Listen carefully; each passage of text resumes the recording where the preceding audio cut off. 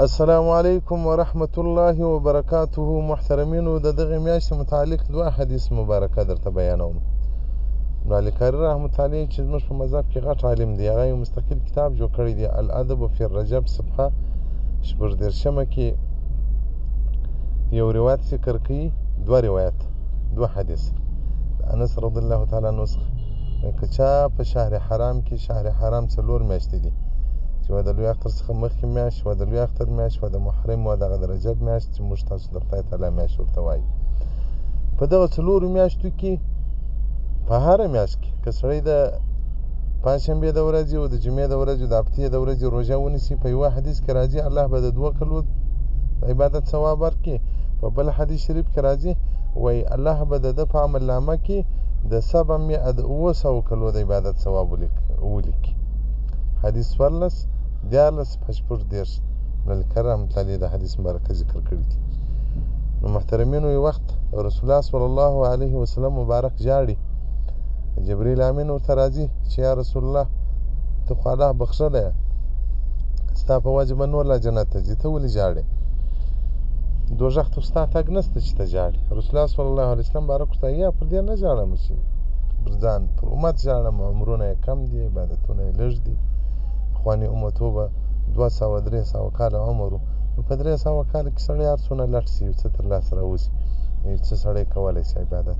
نو اوس موږ تاسو ډېرو عمرونو مو نو 80 کاله یې، په 80 کې هغه ځواني ځینې وباسي چې سړی ور بلوغ ته رسېږي، سړی نه پوهېږي.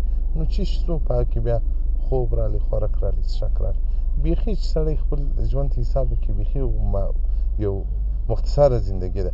نو رسول الله صلی الله علیه وسلم پر دغه امت ژاړمه، خپل امت باندې عملونه یې لږ دي، عمرونه یې لږ دي.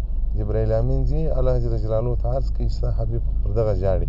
الله جل جلاله ورته زما د حبیب اوښکې په خوشحالي ور بدله کړه چې ستا امت ته به زه تضاعف د اعمالو ورکړم، عبادتونه به یې ور ډېر کړم.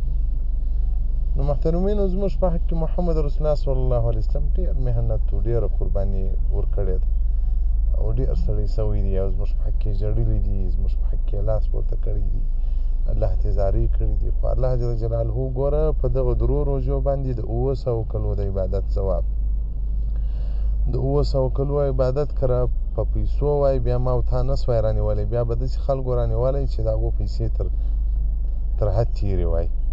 خو لیکن نن هر انسان ته الله جل جلاله دا موقع په لاس ورکړې ده. نو راځئ د موقع څخه غفلت نه وکړو.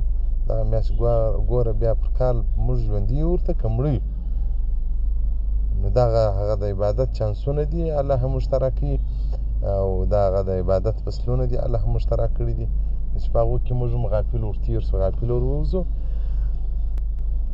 بیا به نو په خبر کې لاسونه موږ شو. راځئ دنیا دپاره موږ ډېر څه وکول، راځئ د ځان دپاره وکړو، د ځان دپاره قبر ته یې سره یوسو. والسلام علیکم ورحمة الله وبرکاته.